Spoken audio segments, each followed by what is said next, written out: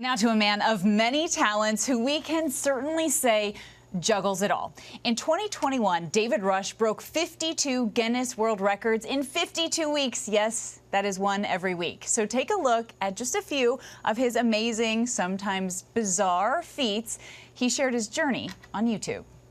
The first juggling record of the year, the fastest juggling on a Swiss ball, followed by the longest duration juggling on a Swiss ball, 52 minutes.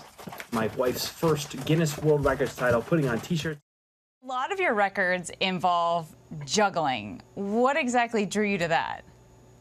So I'm a juggler by trade. I mean, I work in technology, but I've been juggling since I was 8 years old when my uncle gave me some juggling balls. I started the juggling club when I was getting my electrical engineering degree at MIT. And then for the last 10 or so years, I've been promoting STEM education, science, technology, engineering, and math.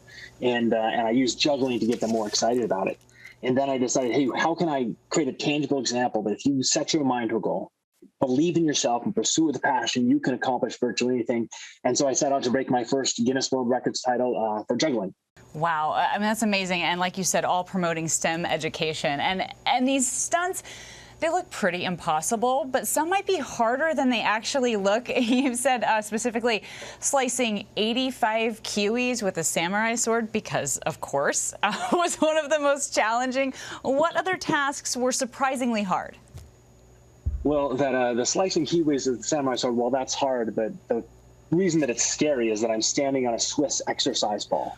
And right, it's got a sharp, pointy tip on the sword. So if I fall off the exercise board, the risk of impalement, not to be morbid, is the scary part.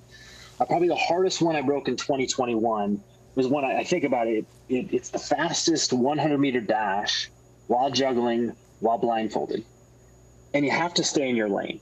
And so the juggling is hard enough. The blindfolded makes it virtually impossible. And I think about it, how did I actually do that other than realizing I ran a couple thousand miles while juggling and did a lot of it with my eyes closed?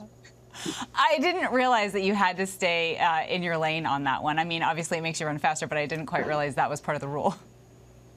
Yeah, if you step out, it's over. And in fact, I took multiple official attempts with people there. And one day, I think I probably gave it 50 tries, and it's almost impossible to stay in the lane. And so I practiced, I think, for another year and a half until I finally got it this last year. Some dedication, my man. Now, a lot of kids are obsessed with the Guinness Book of World Records. You've got two little boys, right? 3 and 5? Yep, Peter and Jeremy. Okay, so listen, I have a 2-year-old and a 4-year-old at home. If there's a Guinness Book of World Record, holder for getting things in the microwave or tripping over Legos, I have that for sure. But do your kids know how cool their dad is? They think the Guinness logo is mine. They see it somewhere, like, hey, Dad, that's your logo. And I'm like, no, that's not me. But they think it's part of life. I mean, they practice with me, keeping balloons in the air. I have to keep 3 up in the air for over an hour. They'll try to keep 1 up in the air for 10 seconds. And they have just as much fun as I do. Oh, that's good. It's a family affair. And finally, David, so you smashed 52 records in 52 weeks. What is your next goal? And is your last one even really possible to beat there? I mean, how are you going to outdo yourself? I'm practicing for many different Guinness World Records. And my main goal here is, again, promoting STEM education, showing students that if you struggle at math or fail at science, you can still become an engineer if you have a growth mindset, this idea that you can become better at anything. And so that's always what's next to me, is getting this message out for students, educators, corporations, that you can always improve, you can always get better. And it parallels my story of not being smart enough for the gifted program in grade school to going off to MIT and now working at one of the coolest technology startup companies in Idaho. Wow, David Rush, that was really, really fun to talk to you. I can't wait to see what records you continue to break, and I have a feeling your boys will probably break some as well on their way. Hey, thanks so much. It's been a pleasure.